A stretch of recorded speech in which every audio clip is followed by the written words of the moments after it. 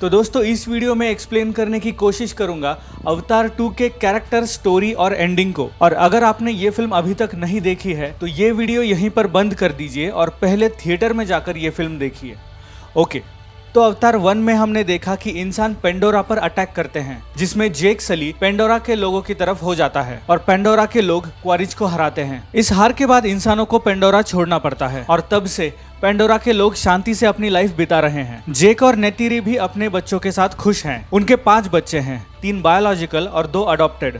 नेतेआम, लोआक और तुकतेरी ये जेक के बायोलॉजिकल बच्चे हैं।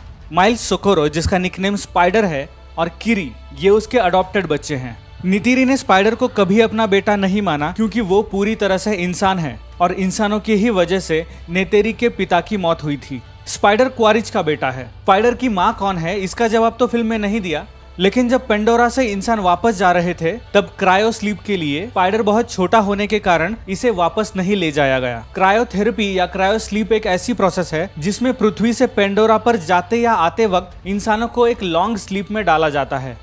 किरी डॉक्टर ग्रेस की बायोलॉजिकल बेटी है। अगर आपको याद हो तो अवतार 1 के एंड में ग्रेस का माइंड अवतार में ट्रांसफर करते समय वो मर चुकी थी, लेकिन उसने मरने से पहले ये कहा था कि वो आयोवा के साथ है और उसी ग्रेस के अवतार से किरी पैदा होती है। किरी के पैदा होने को फिल्म में ज्यादा एक्सप्लेन नहीं किया है, लेकिन ऐसा हो सकता है कि अगर ग्रेस मरने से पहले प्रेग्नेंट हो और उसकी अवतार बॉडी को सेफ रखा गया हो तो शायद किरी का पैदा होना पॉसिबल है, क्योंकि अवतार body without any human consciousness safe रखी जा सकती है। किरी का कैरेक्टर भी बहुत इंटरेस्टिंग है। उसमें पेंडोरा के नेचर से कनेक्ट करने की एक अलग पावर है जो ग्रेस से उसे मिली होगी, और आगे आने वाले पार्ट्स में भी किरी बहुत इंपॉर्टेंट होने वाली है। अवतार 2 में कर्नल क्वारिज का भी कैरेक्टर अवतार के फॉर्म में वापस आता है। ऐसा इसलिए पॉसिबल हुआ क्योंकि कर्नल क्वारिज ने बहुत सालों पहले ही उसका माइंड, इमोशंस और उसके पर्सनालिटी की जो भी आइडेंटिटी है वो डिजिटली अपलोड करके रखी थी और रिकॉम्बिनेंट प्रोग्राम के अंदर उसे फिर से अवतार फॉर्म में वापस लाया गया।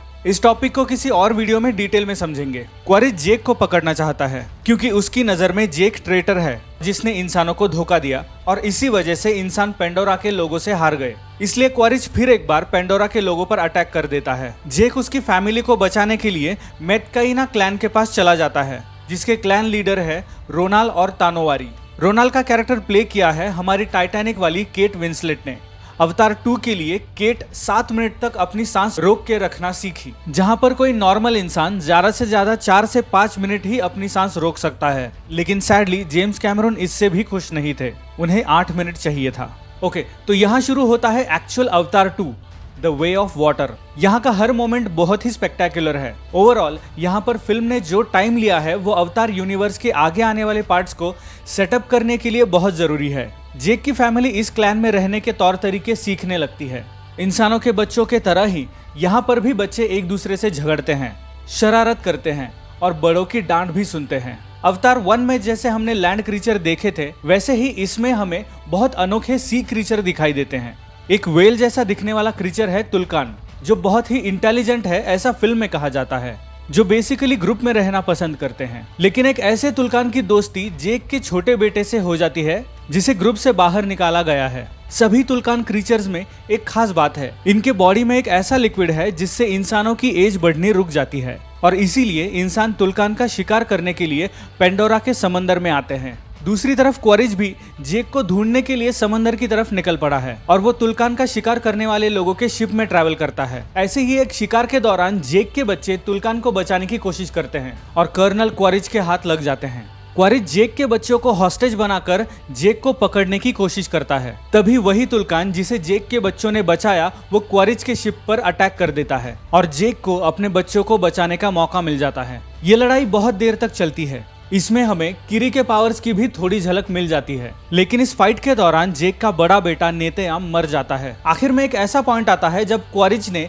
जेक की बेटी को पकड़ा होता है और वो उसे मारने की धमकी देता है। तभी नेतिरी क्वारिज के बेटे को पकड़ लेती है और वो भी उसे मारने की धमकी देती है। फिर क्वारिज, जो अब तक बहुत रूथलेस दिखाया गया है, जिसने अब तक स्पाइडर को अपना बेटा नहीं माना था, उसे बचाने के लिए जेक की बेटी को छोड़ देता है। लेकिन आगे जब क्वारिज ये कहता है, जब तक मैं तुम्हें और तुम्हारे पूरे परिवार को खत्म नहीं कर देता तब तक मैं रुकूंगा नहीं। ये सुनते ही जेक फिर से क्वारिज के साथ लड़ना शुरू करता है। जेक और क्वारिज दोनों लड़ते लड़ते शिप के साथ पानी में डूब जाते हैं। जेक को उसका बेटा लोआक बचा लेता है और क्वारिज को उसका बेटा यानी स्पाइडर बचा लेता है। जब क्वारिज स्पाइडर को अपने साथ चलने के लिए कहता है तब स्पाइडर उसके साथ नहीं जाता और वो जेक की फैमिली के पास चला जाता है। आखिर में जेक और नेतेरी अपने मरे हुए बेटे की बॉडी को समंदर में आयोवा को अर्पण कर देते हैं। इसके बाद जब जेक आयोवा से कनेक्ट करता है तब वो अपने बेटे की यादों को फिर से एक्सपीरियंस करता है और जिस तरह से अवतार 1 जेक के चेहरे पर एंड हुई थी उसी तरह अवतार 2 भी जेक के ही चेहरे पर एंड होती है।